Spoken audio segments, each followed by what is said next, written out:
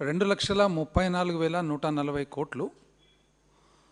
అప్పు చూస్తే 98,065 కోట్లు. 98,065 కోట్లు. రెవెన్యూ రసీదులు అప్పు కలిపి 3,32,205 కోట్లు. ఖర్చు కూడా 3,32,205 కోట్లు. బడ్జెట్ అన్న తర్వాత చాలా అధ్యయనం చేసి ఎన్నో ఫిగర్స్ గత 5 సంవత్సరాలు 10 సంవత్సరాలు కంపేర్ చేసి, ఎందుకంటే ప్రజాస్వామ్యంలో అత్యంత ప్రాముఖ్యత ఉన్న ఒక బాధ్యత పాలకులకు రాష్ట్ర బడ్జెట్, దేశ బడ్జెట్. ఈ బడ్జెట్ బుక్ చూస్తే పోయిన సంవత్సరం అంతే, ఈ సంవత్సరం అంతే. అంటే దేశంలో ఎక్కడ కానీ, ఏ దేశంలో కానీ, ఏ రాష్ట్రంలో కూడా ఇటువంటి బుక్ ఉండదు. ఎప్పుడైనా రిసీట్స్ అనాలిసిస్ అని చెప్పి దాదాపు 10 సంవత్సరాలది ఉంటుంది. ఖర్చుల అనాలిసిస్ 10 సంవత్సరాలది ఉంటుంది. ఏ డిపార్ట్మెంట్కు ఎంతెంత ఖర్చు పెట్టినారు 5 సంవత్సరాలది ఉంటుంది. ఇట్లా ఇవన్నీ తీసేసేదో బొమ్మలు, అన్ని బొమ్మలు. దీంట్లో ఎంతసేపు ఈ సూత్రాలు, ఇది మా ఆలోచన, దీనికి ఇది పెట్టబోతున్నాము, అంత ఊహ, ఒక థియరీ తప్పితే ప్రాక్టికల్. ఇప్పుడు అనాలిసిస్ ఎట్లా చేయాలి? ఇప్పుడు రాష్ట్రం అవతరణప్పటి నుంచి కూడా 10 సంవత్సరాల అనాలిసిస్ ఉంటుంది లాస్ట్ పేజీల్లో. ఏది? ఆదాయం కానీ ఖర్చు కానీ. ఇక్కడ లేదు. చివరకు అప్పు ఎంత అని కూడా చెప్పరు. ఎందుకంటే మొట్టమొదటి నుంచి ఇంత అప్పు, అంత అప్పు, 9 లక్షలు, 10 లక్షలు, 11 లక్షలు, 14 లక్షలు మటకా నంబర్లు మాదిరి చెప్పి ఇప్పుడు అది తప్పు అవుతుంది కదా, అందుకని అప్పే చెప్పరు దీంట్లో ఎంత ఉంది అనేది.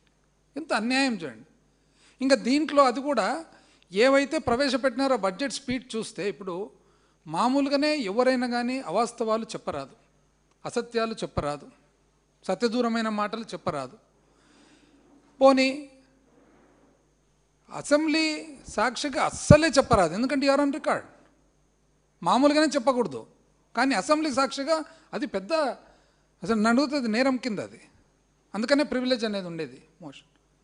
ఈరోజు ఎన్ని రకాల అవాస్తవాలు దాంట్లో ఉన్నాయంటే మాకు అధ్యయనం చేయాలంటే కూడా విసుకొచ్చి, ఇంకా ఎందుకు ఈ మాత్రానికి ఇది ఊరికే ఇదేదో సినిమా టైప్ ఉండేదానికి ఇంకా మనం ఎందుకు అధ్యయనం అనిపిస్తుంది. కాకపోతే ప్రతిపక్షంగా మాకు బాధ్యత ఉంది కాబట్టి, ఎందుకంటే ప్రజలకు నిజము చెప్పకుండా పోతే కూడా అబద్ధం చేయిస్తుంది.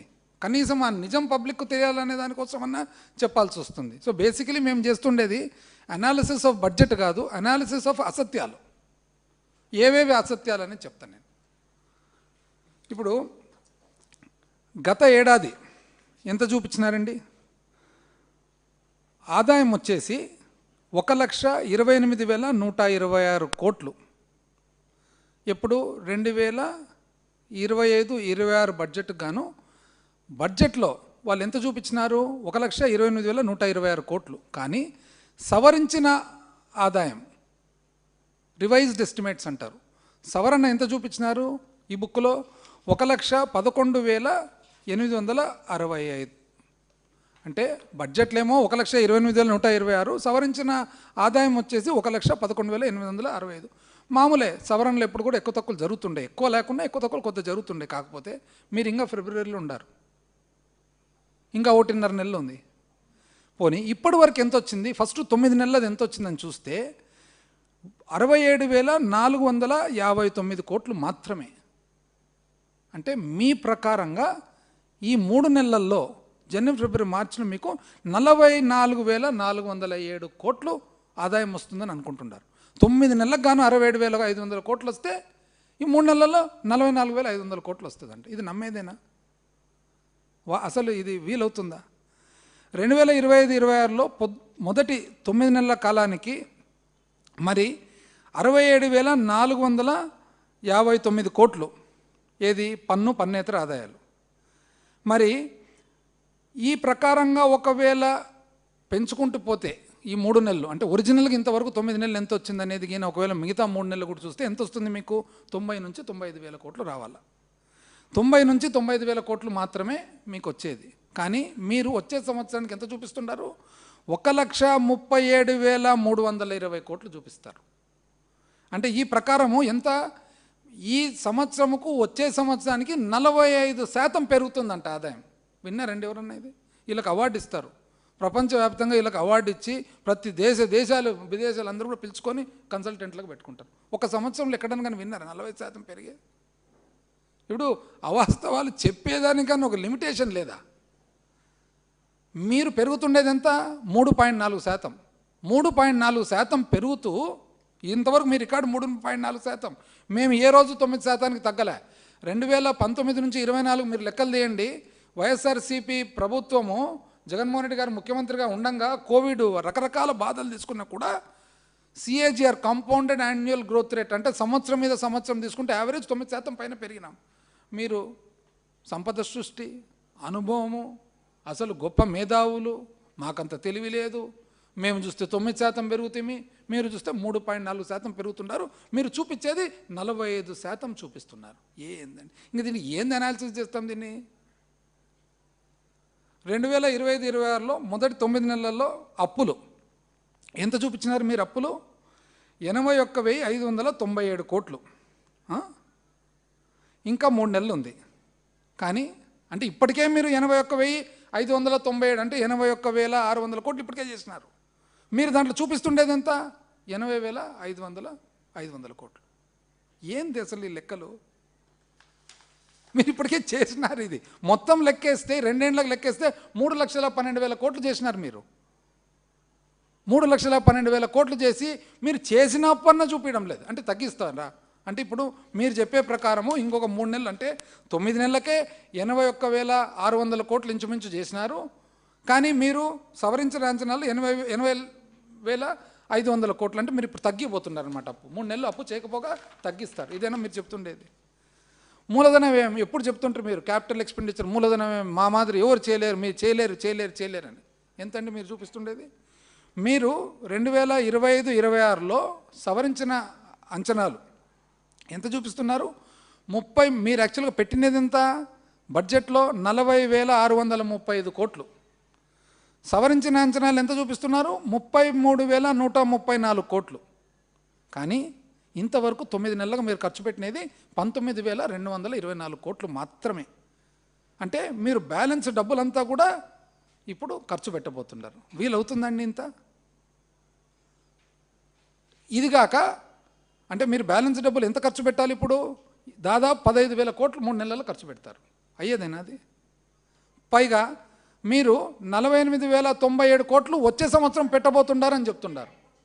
ఎక్కడ 19,000 కోట్లు, ఎక్కడ 48,000 కోట్లు? ఏంది లెక్కలన్నీ? అదేదో పైడ్ పేపర్ ఆఫ్ ఫ్యామిలీ అని ఉంటాడు చూడు, పిల్లలందరినీ తీసుకొని మేళం వాయించుకుంటూ కొండలేకి తీసుకుపోయినట్లుంది ఇది రాష్ట్రాన్ని.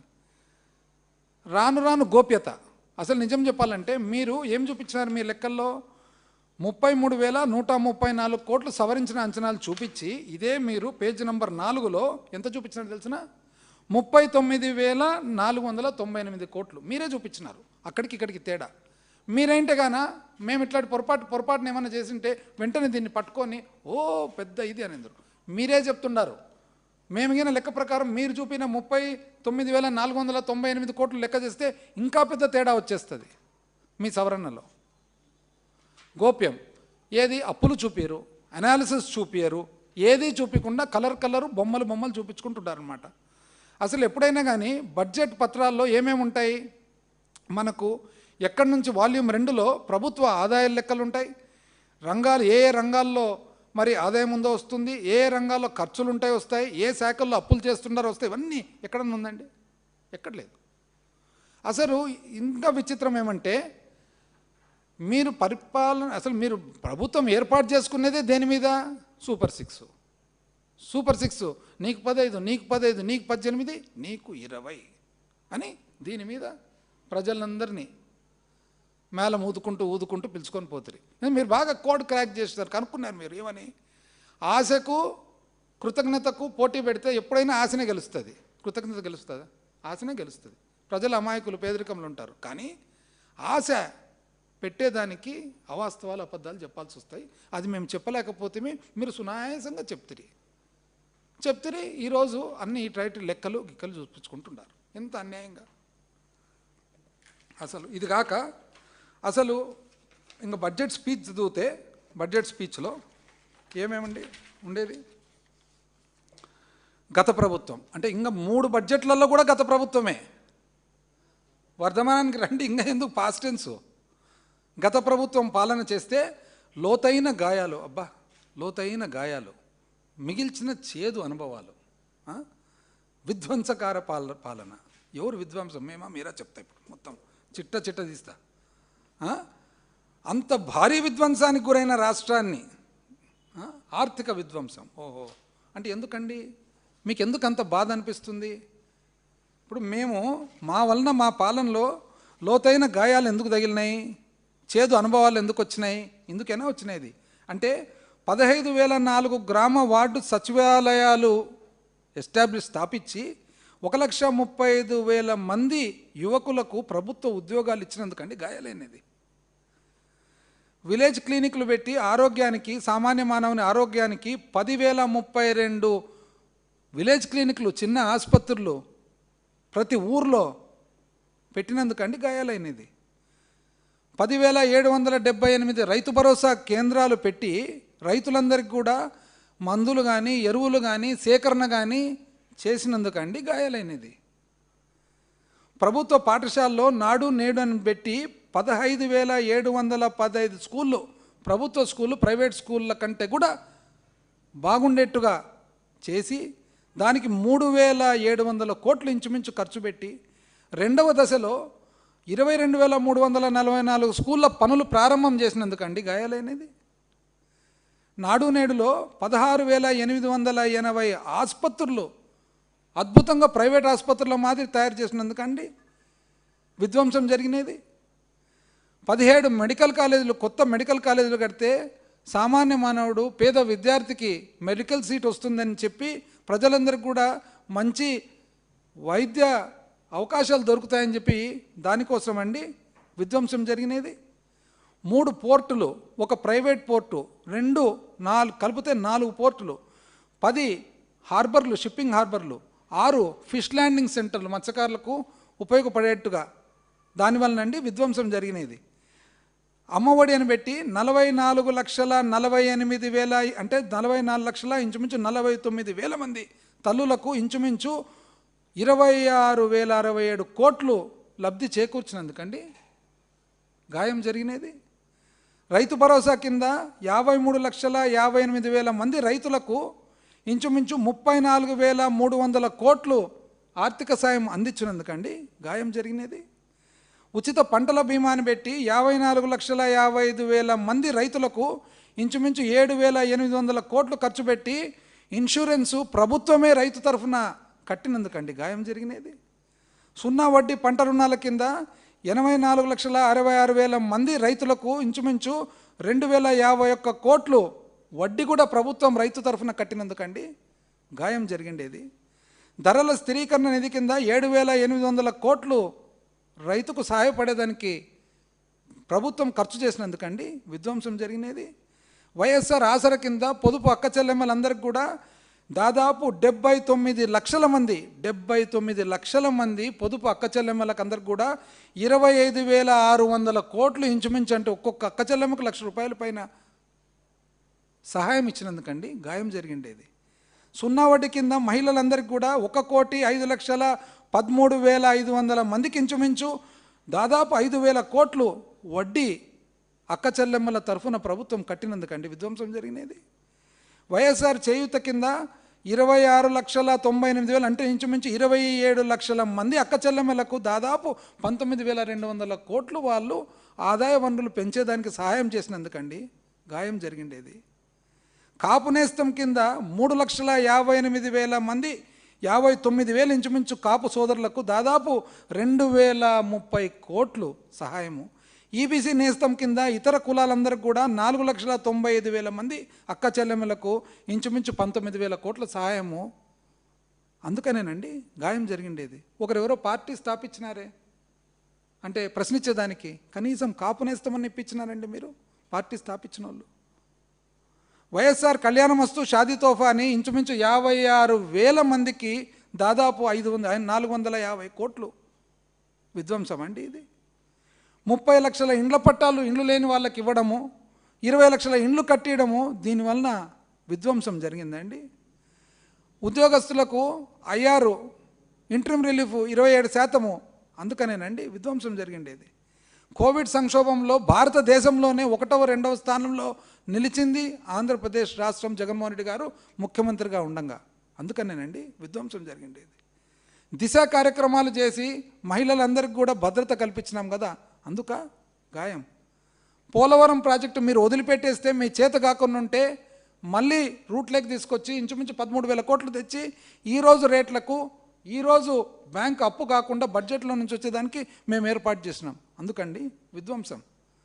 వెలుగొండ సొరంగం చేసినందుకండి విధ్వంసము, నెల్లూరు సంగం బ్యారేజ్ పూర్తి చేసినందుకు ఆ విధ్వంసము, అవుకు టన్నల్ పూర్తి చేసినందుకు ఆ విధ్వంసము, పోతేటిపాడు నుంచి ఎండిపోయిన రాయలసీమ ప్రాంతానికి నీళ్లు తేవడమా విధ్వంసము, గండికోట చిత్రావతి పులిచింతల ప్రాజెక్టులకు పూర్తి స్థాయి R&R చేయడమా విధ్వంసము, చివరకు కుప్పంకు కూడా నీళ్ళు ఇచ్చినాం కదండి ఫిబ్రవరి నెల 2024లో, అందుకనేనండి విధ్వంసం జరిగింది. ఏ మాటల్లో మాట్లాడతారండి, అసలు ఫీల్ సో సాడ్ ఇవన్నీ చెప్పాలంటే. ఇది కాక ఏం చెప్పినారు, అభివృద్ధి పదంలో సాగింది చెప్పడం గర్వపడుతున్నారంట, వాళ్ళు గర్వపడుతున్నారంట.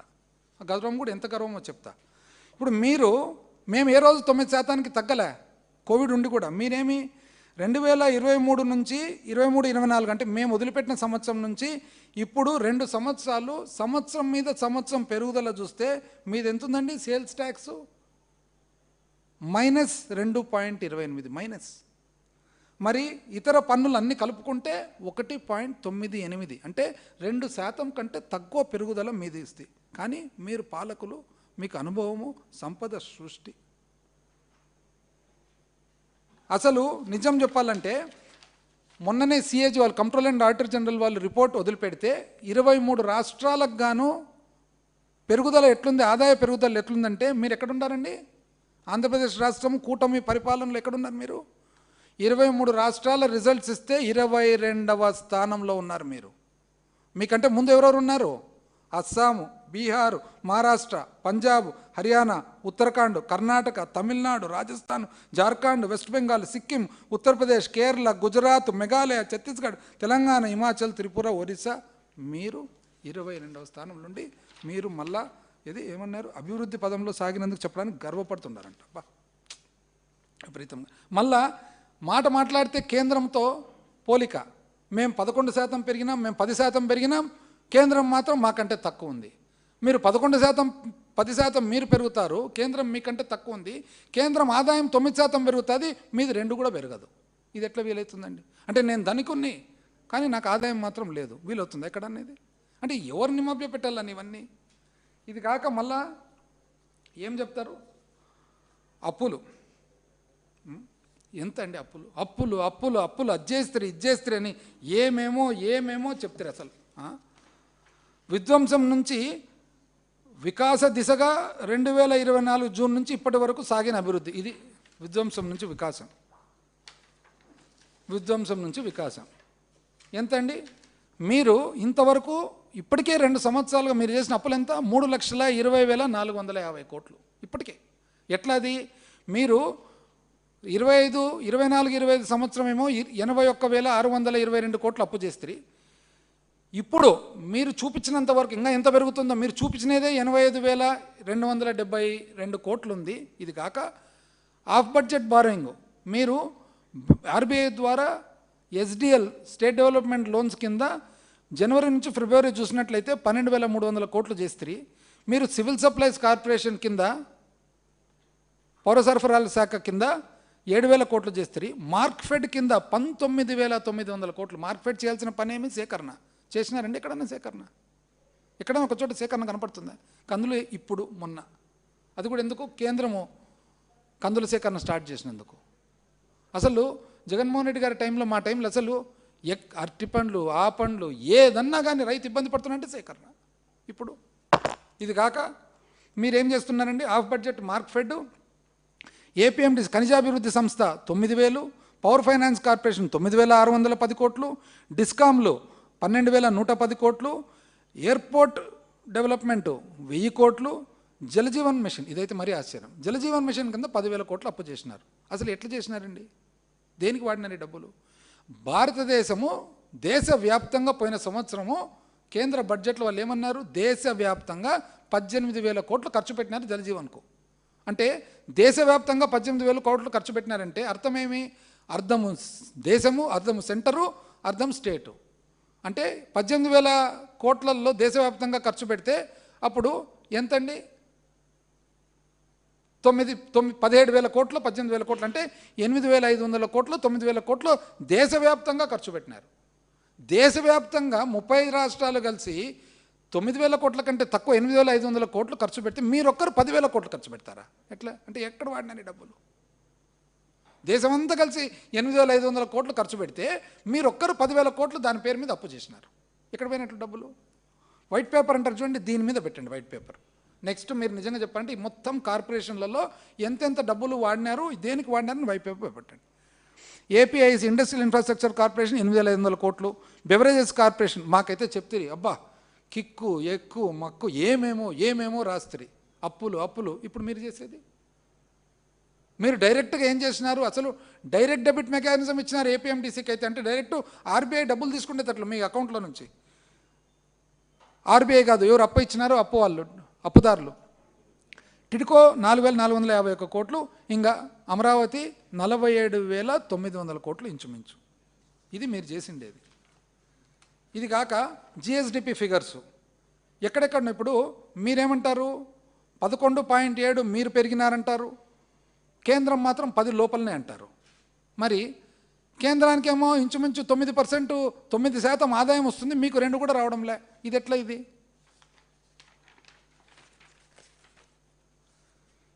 ఏది వీలైతే ఏది ఇష్టాంతరానికి. అసలు ఈ మధ్యలో ఇంతకుముందే మినిస్టర్లు సెక్రటరీల కాన్ఫరెన్స్ అని పెట్టినారు మొన్న 9వ తారీఖు. మీరు ఇచ్చిన లెక్కలే నేనేం చెప్తున్నాను, మీరు ఇచ్చినట్టు చదువుతా. ఏమని? అసలు ఈ భారతదేశంలో అత్యంత ఫాస్ట్గా పెరుగుతున్న నగరాల్లో మన విజయవాడ 10వ స్థానం అని చెప్పి మీరు చెప్తున్నారు. మంచిదే. ఏం బేసిస్ మీద? ఏం తెలుసునా చెప్పేది? 2019 నుంచి 2035 వరకు ఇంత పెరుగుతుంది. మీకు తెలుసునండి ఎంత పెరుగుతుందో? రేపు వచ్చే సంవత్సరం ఎంత పెరుగుతుందో మీకు తెలుసునా? 35 వరకు ఎట్లా మీరు అంచనా వేస్తున్నారు? అది కూడా ఎంత? హైదరాబాద్తో పోలిక అంట.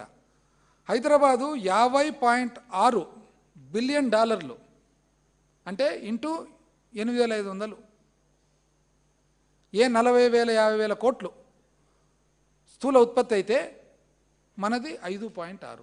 కానీ మీరు పోలిక. ఏం చేద్దాం? అంటే పబ్లిక్ ఏదో ఒకటి ఊరికే చెప్పుకుంటూ పోవచ్చు అని. మీరు అసలు ఆర్థిక పరిస్థితి చూసినట్లయితే మొత్తము ఆంధ్రప్రదేశ్ రాష్ట్రం ఎక్కడుందండి? అప్పులలో చూస్తే 26వ స్థానం. మీరు ఇచ్చినది రిపోర్ట్, ఇది మీదే, పేజ్ నెంబర్ 17. అప్పులలో 26వ స్థానంలో ఉంది. స్థూల ఉత్పత్తిలో అప్పు ఒక నిష్పత్తిగా తీసుకుంటే 19వ స్థానంలో ఉంది. అంటే మీరు అన్ని వెనకాల నుంచే. రెవెన్యూ డెఫిసిట్ అయితే 74,147 కోట్ల రెవెన్యూ డెఫిసిట్ ఆర్థిక లోటుతో 31వ స్థానంలో ఉంది. అంటే లాస్ట్ దేశంలో. సెంట్రల్ గవర్నమెంట్ తీసుకున్న అప్పుల్లో 25వ స్థానంలో ఉన్నారు. మార్కెట్ నుంచి తీసుకున్న అప్పుల్లో 28వ స్థానంలో ఉన్నారు. ఇది కాక మళ్ళీ మీరే పెట్టినారు. అది ఎందుకు మీరు ఇవన్నీ ఎందుకు రిలీజ్ చేస్తున్నారో మరి చూడు, మీరే పెట్టినారు. Comparison of physical indicators across southern states అంటే పేజ్ నెంబర్ 20. మీరేమన్నారు? కింద దక్షిణాది రాష్ట్రాల్లో పోలిక పెట్టినారు. ఎంత పెట్టినారు తెలుసునా? మొత్తము అప్పులో చూసినట్లయితే, అప్పు చేసినట్టు చూసినట్లయితే హయ్యెస్ట్ 85,312 కోట్లతో, అంటే ఏది పోయిన సంవత్సరం 85,312 కోట్లతో ఆంధ్రప్రదేశ్ ఫస్ట్ పొజిషన్. మీ తర్వాత తమిళనాడు రెండంతలు ఆంధ్రప్రదేశ్ రాష్ట్రానికి. ఇప్పుడు వాళ్ళు 73,000 కోట్లే. ఒరిస్సా 1,300 కోట్లు హయ్యెస్ట్ మీరు. నెక్స్ట్ రెవెన్యూ లోటు హయ్యెస్ట్ మీరు -60,000 కోట్లు. లోయెస్ట్ ఎవరు? 10,000 కోట్లు కర్ణాటక. మరి ద్రవ్యలోటు హయ్యెస్ట్ మీరు, అందరికంటే ఎక్కువ 85,269 కోట్లు. లోయెస్ట్ ఎవరు? ఒరిస్సా 912 కోట్లు. మీరే ఇచ్చుకున్నారు ఇవన్నీ. అసలు ఇది కాక మీరు కొత్తగా ఏం చెప్తారు? ఇవన్నీ అందుకనే మీరు బాగా నీట్గా కనుక్కున్నారనమాట. కనుక్కొని అసలు కొన్ని అయితే ఎంత ఆశ్చర్యం అంటే, ఇంత బాధ్యత గల పొజిషన్లో ఉన్నారే మీరు. హిందూ పేపర్ ఏమనుంది ఇది ఈరోజు, crimes committed under the guise of politics will not be tolerated warn CM. మంచిదే. మీరేమంటున్నారు, వైఎస్ఆర్సీపీ అట్ లెఫ్ట్ బిహైండ్ అంటే మేము దిగిపోయేటప్పుడంట 1,22,422 కోట్లు మేము అప్పు పెట్టిపోయినామండి. తగునా అండి ఇది? మీరు ముఖ్యమంత్రి స్థాయిలో మీరు తగునా ఇవన్నీ చెప్పడము, అసెంబ్లీ సాక్షిగా చెప్పడం తగునా? మేమండి చేసిండే తప్పు. 2 జూన్ 2014 ఆంధ్రప్రదేశ్ రాష్ట్ర పునర్వ్యవస్థీకరణ జరిగినప్పుడు ఎంత ఉన్నింది కరెంట్ డిపార్ట్మెంట్లో అవన్నీ కలిసి 29,500 కోట్లు. మీరు దిగిపోయేటప్పటికి దాన్ని ఎంత చేసినారు, 86,215 కోట్లు. అంటే మీ హయాంలో మీరు 56,663 కోట్లు మీరు చేసినారు. మేము దిగిపోయేటప్పటికి 1,24,624 అంటే 1,24,624 కోట్లలో 86,000 కోట్లు 200 అప్పుడు మేము వచ్చినప్పటికే లేవా? అవన్నీ కలిపి మీరు చెప్తారు మేము చేసినామని. ఎంత అన్యాయం ఇది అసలు! ఎక్కడ కనీ విని ఎరిగినాం ఇట్లా ఈ స్థాయిలో. నిజం చెప్పాలంటే మీరు చేసిన అప్పెంత? మీరు 56,664 కోట్లు చేస్తే మేము కేవలం కోవిడ్ పెట్టుకొని కూడా 38,410 కోట్లు మాత్రమే మేము చేసిండేది. అంటే మీరు సంవత్సరం మీద సంవత్సరం మీరు అప్పు కరెంట్ డిపార్ట్మెంటు 23.8 అంటే 24% మీరు చేస్తే మేము కేవలం 7.6% చేసినామండి. సంవత్సరం మీద సంవత్సరం మేము 7.6% మేము చేస్తే మీరు 24% చేసి మళ్ళీ మీరు చెప్తారు మేము ఇంత అప్పు చేసినామని. ఎంత అన్యాయం ఇది! అంటే ఏం ధైర్యంతో చెప్తారో మాకైతే ఆశ్చర్యంగా ఉంది అసలు. ఇది కాక మళ్ళా సబ్సిడీ, మీరు కరెంట్ డిపార్ట్మెంట్లకు సబ్సిడీ, కరెంట్ డిపార్ట్మెంట్ నష్టాల్లోకి ఎందుకు పోతుందంటే సబ్సిడీ కరెంటు ప్రభుత్వం డబ్బులు చెల్లించకపోవడంతో. మీరు ఎంత చెల్లించినారు? 5 సంవత్సరాలు 13,255 కోట్లు మీరు చెల్లించినారు అంతే. మేమెంత తెలిసిన 47,800 కోట్లు. అంటే మీ అంత 300 కంటే ఎక్కువ మేము చెల్లించినాం సబ్సిడీ డబ్బులు నష్టపోకుండా. మాకు చెప్తారు అసలు ఆశ్చర్యంగా ఉంది ఇది. ఏమి అందుకనే మీరు మళ్ళీ ఇది కూడా చెప్పినారండి బాగా, తాను నాటిన చెట్ల నీడలో తాను ఎప్పటికీ కూర్చోలేనని తెలిసిన ముఖ్యమంత్రి, అంటే ఆర్థిక మంత్రి చెప్తున్నారనమాట. ముఖ్యమంత్రి గారు తాను నాటిన చెట్టు నీడలో తను ఎప్పటికీ కూర్చోలేనని తెలిసి, అందుకనే అనుకుంటా వేరే వాళ్ళు ఎవరన్నా చెట్టు నాటితే నీడలో కూర్చుండేది. సింపుల్ కదా సిస్టమ్ ఇది. బాగుంది కదా, మీరే చెప్తున్నారు. మీ ఆలోచన ప్రకారం మీరు చెప్పినదే ఇదంతా. విజన్ స్వర్ణాంధ్ర ఇది ఒకటి, విజన్ స్వర్ణాంధ్ర. ఏమంటా విజన్ స్వర్ణాంధ్ర? విజన్ స్వర్ణాంధ్ర ఏంటంటే పేదరికం ఉండకూడదంట, నైపుణ్యం ఉండాలంట, జనాభా నిర్వహణ ఉండాలంట, నీటి భద్రత ఉండాలంట, రైతు వ్యవసాయము ప్రపంచ స్థాయిలో ఉత్తమము, ఉత్పత్తి పరిపూర్ణత, స్వచ్ఛాంధ్ర. నేను చెప్తున్నా యాక్చువల్గా మాకు తెలిసి 2 సంవత్సరాల పరిపాలన చూసిన తర్వాత మీ విజన్ స్వర్ణాంధ్ర ఏముందంటే నియంత పాలన ఒక సూత్రం, డిక్టేటర్షిప్, అవినీతి కరప్షన్ ఒక సూత్రము, పక్షపాతం ఫేవరెటిజం ఒక సూత్రము, కక్ష వెంజన్స్ ఒక సూత్రము, అబద్ధాలు ఒక సూత్రము, మోసాలు డిసీట్ ఒక సూత్రము, పారదర్శకత లేకపోవడం ట్రాన్స్పరెన్సీనే లేకపోవడం ఒక సూత్రము, శాంతి భద్రతల లోపం లా అండ్ ఆర్డర్ ఫెయిలియర్ ఒక సూత్రము, రెడ్ బుక్ పాలన ఒక సూత్రము, పక్కదోవ పట్టించడం డైవర్షన్ పాలిటిక్స్. ఈ 10 సూత్రాలను బట్టిపోతుంది. ఈ సూత్రాలన్నీ ఊరికే థీరీకే తప్ప ప్రాక్టికల్స్ మాత్రం ఇవి ఉన్నాయని చెప్పి మేము నమ్ముతూ ఉన్నామన్నమాట. ఏం విజనో ఏమిదో. దాని తర్వాత మళ్ళీ ఏం చెప్తారు, అప్పు మళ్ళా ఏమని 11వ పేజీలో 9,74,000 కోట్లు మేము అప్పిచ్చినామంట. మేమండి అప్పిచ్చినది. ఇంతకుముందు కరెంట్ డిపార్ట్మెంట్ ఎట్లయితే చెప్పినా ఇది కూడా, ఇది ఎవరండి ఇచ్చిండేది? ఇది మీరు. అంటే సిఏజీ బుక్కులు తప్పు చెప్తాయి, ఆర్బీఐ బుక్కులు తప్పు చెప్తాయి, లెజిస్లేచర్ బుక్కులు తప్పు చెప్తాయి, అన్నీ తప్పు. మీరు చెప్పేది కరెక్ట్ కదా, ఇది మీరు ఇచ్చినది. మీరు అసెంబ్లీ క్వశ్చన్లో భాగంగా బూచేపల్లి శివప్రసాద్ రెడ్డి గారు, తాటిపర్తి చంద్రశేఖర్ గారు, ఆకేపాటి అమర్నాథ్ రెడ్డి గారు, మత్స్యరాజ విశ్వరాజు గారు రాసిన దానికి ఎంత అప్పు ఉందంటే దానికి మీరేమన్నారంటే 2/6/2014 మీరు ఇచ్చినదే. 2 జూన్ 2014 పునర్వ్యవస్థీకరణ జరిగినప్పుడు రాష్ట్ర అప్పు 1,07,852 కోట్లండి. మీరు దిగిపోయేటప్పటికి 2019లో మేము ఎక్కేటప్పటికి రాష్ట్ర అప్పు 3,06,952 కోట్లు. మేము దిగిపోయేటప్పటికి మళ్ళా మీరిచ్చిన ప్రకారమే రాష్ట్ర అప్పు 6,46,531 కోట్లు. అంటే మా హయాంలో జరిగిన అప్పు 3,39,500 కోట్లు మాత్రమే.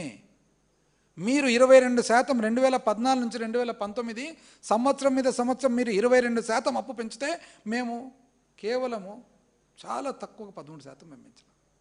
మీరు చెప్తారు మాకు మీరు ఇచ్చినదే, మేము ఇచ్చినది కూడా కాదు.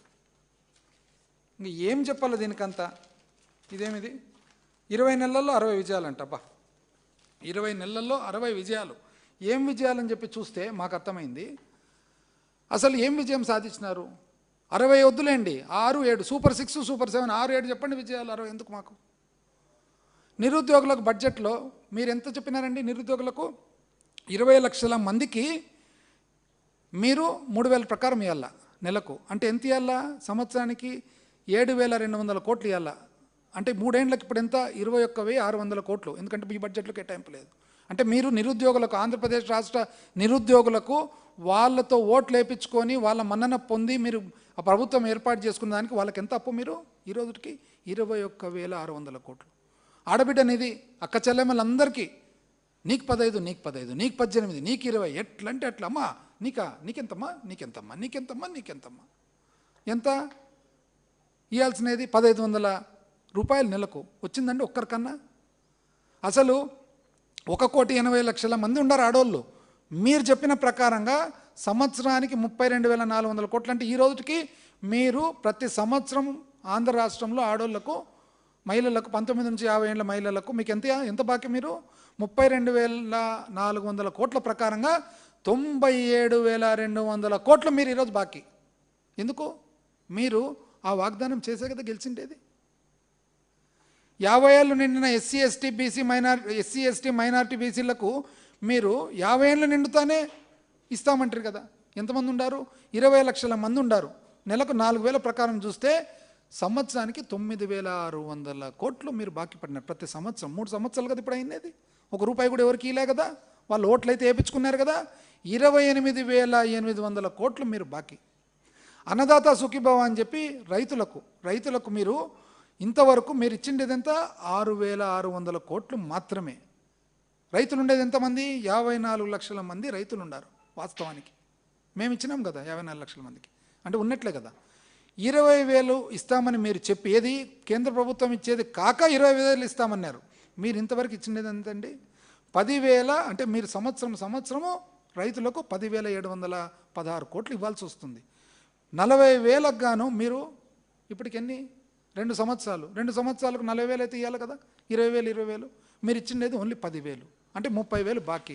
30,000 బాకీ చూసుకుంటే మీరు ఎంత ఇవ్వాలా? కౌలు రైతులకైతే 6,72,000 మంది కౌలు రైతు మొత్తం ఎగ్గొట్టేసినారు. దీపం కింద యాక్చువల్గా అయితే వాస్తవానికి 3 సిలిండర్ల కింద 4,023 కోట్లు అవసరం ఉంటుంది. మీరు ఏడాదికి ఎంత కేటాయింపు చేసినారు? 786 కోట్లు మాత్రమే. ఫస్ట్ సంవత్సరం. రెండో సంవత్సరము ఎంత? 2,601 కోట్లు. కానీ రివైజ్డ్ ఎస్టిమేట్లో 2,119 కనపడుతుంది. అది కూడా ఏమో తెలీదు, ఎందుకంటే ఇంకా మీదంతా ఇంకా నెలన్నర ఉంది కదా గోచి. మొత్తం ఇవన్నీ లెక్కేసుకుంటే గాన 6,600 కోట్లు ఇవ్వాల్సి వస్తుంది. ఇంకా అకౌంట్స్ ఫైనల్ చేస్తే ఏమవుతుందో, ఎంత బాకీనో చూడండి. మీరేమో ఇచ్చినామంటారు, అటు వచ్చింటే కదా సిలిండర్లు. తల్లికి వందనం అని చెప్పి మీరు ఎంతమంది ఉన్నారు? ఎవరిని అడిగినా చెప్తారు 87,41,885. అంటే ఇంచుమించు 87,42,000 మంది విద్యార్థినులు ఉంటారు. మీరు ఎంత ఇవ్వాలా? 15,000 ఇవ్వాలా. నీకు 15 అని 15,000 ఇవ్వాలా. ఆ ప్రకారంగా మీరు ఏటా సంవత్సరం 13,112 కోట్లు మీకు అవసరం ఉంటుంది. మీరు 2000 ఫస్ట్ సంవత్సరం అయితే ఎగరగొట్టేసినారు. రెండో సంవత్సరం ఎంత ఇచ్చినారు? 21 లక్షల మంది పిల్లలను తగ్గించేసి, అంటే 87 లక్షల నుంచి తగ్గించేసి 66 లక్షల మంది మాత్రమే ఆ కారణం ఈ కారణం వలన తీసేసి మీరు బడ్జెట్ బుక్లో కూడా చూపిస్తున్నారు. ఎంత? 8,389 కోట్లు మాత్రమే. దాంట్లో కూడా ఎంత మట్టుకో, ఎందుకంటే ఎవరిని అడిగినా కూడా సరిగా రాలేదు. 8,000, 9,000, 10,000 ఇష్టాంతరానికి వచ్చినాయి. కరెక్ట్గా లెక్క రాలేదు. 21 లక్షల మందిని ఎలాగో తీసేసినారు. మిగతా వాళ్ళకు కూడా ఎంత వచ్చిందో అర్థం కావడం లేదు ఎవరికి. అసలు ఈ ఏడాది కూడా ఎంత? 8,456 కోట్లు మాత్రమే మీరు బడ్జెట్లో చూపించినది. 3 ఏళ్ళకు మీకు ఇవ్వాల్సినది మీరు వాస్తవానికి 3 ఏళ్ళు ఎంత ఇవ్వాలా? 39,336 కోట్లు ఇవ్వాలా. మీరు ఇచ్చినది ఎంత? కేటాయింపులు చేసినది 16,845 కోట్లు ఇచ్చినది కాదు, కేటాయింపులు. ధరల స్థిరీకరణ నిధి 500 కోట్లు మాత్రమే, అందుకని ధరలు స్థిరంగా లేవు. ఫీజు రీయింబర్స్మెంట్ బకాయిలు అయితే దాదాపు పిల్లలకు కాలేజ్ ఫీజు, హాస్టల్ ఫీజు 8,000 కోట్లు బకాయిలు ఉన్నాయి. ఆరోగ్యశ్రీ బకాయిలు మీరు చెప్తారు సూపర్ 6 ఓవర్. ఇంకా ఉద్యోగుల సమస్యలు అయితే అసలు నిజం చెప్పాలంటే ఎన్ని మాటలు చెప్తారు ఉద్యోగులకు. పాపం వాళ్ళు కూడా అంత చదువుకొని అంత మేధావులు ఎట్లా పాపం టోకరబడినారు, మోసపడినారు. తెలిసి ఒకటోసారి, రెండోసారి, మూడోసారి, నాలుగోసారి. మీరు ఉద్యోగులకు అగెయిన్స్ట్ అనేది అందరికీ తెలుసు, మీకు తెలుసు, వాళ్ళకు తెలుసు. అయినా పెండింగ్ డిఏలు 4 డిఏలు ఉన్నాయండి పెండింగు. ఎక్కడి నుంచి? 2024 జూలై నుంచి పెండింగ్ ఉన్నాయి 4. కరెక్టా కాదా? పిఆర్సీ, బ్రహ్మాండమైన పిఆర్సీ ఎంట్రీ ఇస్తే, ఐఆర్ ఇస్తామంటారు, అద్భుతమైన ఐఆర్ ఇంటర్మ్ రిలీఫ్ ఇస్తే, అసలు బకాయిలు అయితే ఇంచుమించు 40,000 కోట్లకు చేరినాయి బకాయిలు ఈరోజు. రిటైర్మెంట్ ఉద్యోగులకైతే గ్రాట్యుటీ ఎప్పటి నుంచి? 2024 జూన్ నుంచి రిటైర్మెంట్లో గ్రాట్యుటీ లేదు. అసలు EL encashment, earn leave encashment అప్పటి నుంచి 2024 నుంచి లేదు. పోలీసు వాళ్ళకైతే పాపం పొద్దున్న లేచి నుంచి చెమట గార్చుకుంటా, కానిస్టేబుళ్ళు, సబ్ ఇన్స్పెక్టర్లు వాళ్ళు అయితే కాకి డ్రెస్సులు వేసుకొని ఎప్పుడు తడిసి ఉంటారు వాళ్ళు. వాళ్ళ పరిస్థితి చూడు ఎంత. 5 ఏఎస్ఎల్, ఎస్ఎల్ కలిసి 5 పెండింగ్ ఉన్నాయి 2024 నుంచి. టీఎల్ అయితే ఇంచుమించు 16 నెలలకు పెండింగ్ ఉన్నాయి. లాస్ట్కు ఎంప్లాయ్మెంట్ హెల్త్ స్కీమ్ అయితే మీరు ఆరోగ్యశ్రీ బకాయిలు పెట్టినందువలన పెన్షనర్లకు, ఎంప్లాయీస్కు ఆసుపత్రులు ట్రీట్మెంట్ ఇవ్వడంలే. జీతాలు అయితే 1వ తారీఖు కంట్రీ 10వ తారీఖు అవుతుండే ఈ మధ్య అన్నీ సెటిల్ అయ్యేటప్పటికి. సిపిఎస్, జీపీఎస్ దాన్ని అట్లే మధ్యలో ఇది చేసి పెట్టేస్తారు ఎటు కాకుండా. ఏం చెప్పాలా అని, ఏం చెప్పాలా, ఎట్లా చెప్పాలా? బకాయిలు అయితే ఇంకా ఇష్టాంతరానికి ఏంది కూటమి అధికారి 40,000 కోట్ల బకాయిలు. ఇంకా ఇదైతే ఇప్పుడు ఇది ఎప్పుడు? ఇది 30 జూలై 2024. ఏమని చెప్తారు? ఇంటి నిర్మాణానికి 4 లక్షలు, 2 లక్షలు ఇట్లా, 2 లక్షలు అట్లా అని చెప్పి. ఇంతవరకు ఒక్క ఇంటికన్నా ఒక 3 లక్షల ఇండ్లు వైఎస్ఆర్సీపీ టైం నుంచి ఇచ్చినటివి తప్పితే వేరే ఎక్కడైనా కానీ కనీసము ఇచ్చినటివన్నీ ఉన్నాయి. పైగా ఎప్పుడన్నా చూడు మీరు కోపంగా ఉంటారు. ఇప్పుడు ఎందుకు కోపము? ఇవి ఎవరు అడుగుతున్నారు? ఇవన్నీ కోపం ఎందుకు వస్తుంది? ఇది మాకు మీకు కాదండి, కూటమి మీకు మాకు కాదు, మీకు పబ్లిక్కు. ఇదంతా ఎవరికి సంబంధించినది? మీకు పబ్లిక్కు. పబ్లిక్ అడుగుతారు, మేము పబ్లిక్ తరఫున అడగల్లా. అడగకుంటే ఎట్లా? మా ప్రతిపక్షం బాధ్యత. దానికి మీరు అంత కోప్పడతారు. నీకు 15, నీకు 15, నీకు 18, నీకు 20 ఇష్టాంతరానికి పోతురు కదా. మేము నిజం చెప్పకుంటే అబద్ధం గెలుస్తుంది. మీరు చెప్తే కదా మీరు కోడ్ క్రాక్ చేసినారు. ఆశకు కృతజ్ఞతకు పోటీ పెడితే ఆశనే గెలుస్తుంది. ఏమంటే ఆశ సృష్టించాలా. ఎటు సృష్టించాలా? ఉన్నేటివి లేని ఇటు చెప్పాలా. మేము చెప్పలేకపోతే మేము సత్యమార్గం ఎంచుకుంటే మీరు సత్యదూరమైన మార్గం ఎంచుకుంటుంది. పబ్లిక్ చూస్తే అమాయకులంతా ఏం చేస్తారు? పబ్లిక్ పాపం నమ్ముతారు. తర్వాత గెలిచిన తర్వాత తీరా ఏమంటారు? పెడతా అంటే ఆశ పబ్లిక్కు. మీరేమంటారు? పెడతా అంటే ఆశ, కొడతా అంటే భయం. మళ్ళీ కొట్టడానికి వస్తారు. ఇప్పుడు పోలీసు వాళ్ళు రోజు లాఠీలు పట్టుకొని ఇదే పని పరిస్థితి. ఆయన ఏమైందో ఈయన చూస్తే బాబు షూరిటీ, భవిష్యత్తు గ్యారంటీ. షూరిటీ ఇచ్చిన ఆయన కనపడ్డు, కౌంటర్ గ్యారంటీ, అసలు గ్యారంటీ ఇచ్చిన ఆయన ఉన్నాడు. ఒక ఆయన పార్టీ స్థాపించిన ఆయన, ఇది ప్రశ్నించేదానికి గ్యారంటీ ఇచ్చిన ఆయన కనపడ్డు. కౌంటర్ గ్యారంటీ ఇచ్చిన వాళ్ళంటే ఆ రోజే చెప్పినారులే మాకేం సంబంధం లేదని చెప్పి చెప్పేసినారు. పైగా ఎట్లా చెప్తారు మీరు? 3 కనండి, 4 కనండి, 5 మంది, 10 మందిని కనండి, నేనుండా చూసుకుండేదానికి అంటే ఏం కనాలనో ఏమి చూసుకుంటారో. అవినీతి అయితే చెప్పలేనంత అవినీతి. ఇసుక, మందు, భూమి, సబ్ రిజిస్టర్ ఆఫీసు, తహసీల్దార్, చివరకు వినూత్నమైన పద్ధతి. నాకు తెలిసి భారతదేశంలో ఎక్కడ ఉండదు ఇట్లాంటి అవినీతి. కోడి వేస్ట్ విన్నారు ఎప్పుడన్నా? ఆంధ్ర రాష్ట్ర ప్రజలందరూ వినండి. కొన్ని ఊర్లలో ఏం జరుగుతుందో తెలుసునా? లోకల్ ఎమ్మెల్యేలు కోడి కోసిన తర్వాత చికెన్ షాపుల్లో తోలు గీలు తొప్పే ఉంటుంది కదా, పక్కన ఇస్తారు కదా, దాన్ని కూడా మాఫియా మాదిరి చేసి ఊర్లో ఉండే కోడి వేస్ట్ అంతా కలిసి ఒకటే చోటికి రావాలా. ఆ కోడి వేస్ట్ని అంతా కలెక్షన్ చేసి ఎక్కడ పంపిస్తే తెలిసిన? చేపల చెరువులకు. ఇది ఒక తప్పు. అది చేపలతో తినిపించడం అంతకంటే పెద్ద తప్పు. ఇది పలు చోట్ల జరుగుతుంది. అంటే ఇంత వినూత్నమైన కోడి వేస్ట్ను కూడా కరప్షన్ చేసే ఈ కూటమి మళ్ళా నీతులు ఓయమ్మ. ఇంకా కొత్తగా దోమలతో ఏ ద్వారా దోమలను కనుక్కుంటారంట. దోమలు ఏ ద్వారా కనుక్కుంటారు అంటే ఏ వచ్చి దోమను చంపుతుందా? అంటే మీరు చెప్పేదేమి? దోమను ఏ ద్వారా కనుక్కుంటారు. దానికి ఏ కావాలన్నా మనిషిని దోమ కుడుతుండా లేదంటే చెప్పడు. దోమలుంటూ మనిషిని కుడతాయి, దాన్ని ఏ ద్వారా కనుక్కుంటారంట. నాకు అందుకని డౌటు, ఇది ఆర్టిఫిషియల్ ఇంటెలిజెన్సా, మీ ఇంటెలిజెన్సే ఆర్టిఫిషియలా అని. మీరు మాటికి ఆర్టిఫిషియల్ ఇంటెలిజెన్స్ అంటారు కదా. నా డౌట్ ఏమంటే అసలు మీ ఇంటెలిజెన్స్ ఏమన్నా ఆర్టిఫిషియలా అని. మాకు అర్థమైనది ఏమంటే ఎప్పుడు కూడా మీది పర్ఫార్మెన్స్ చాలా వీక్ ఉంటుంది, పర్ఫార్మెన్స్ చాలా పూర్, కానీ అసలు పబ్లిసిటీ మాత్రం పీక్లో ఉంటుంది అన్నమాట.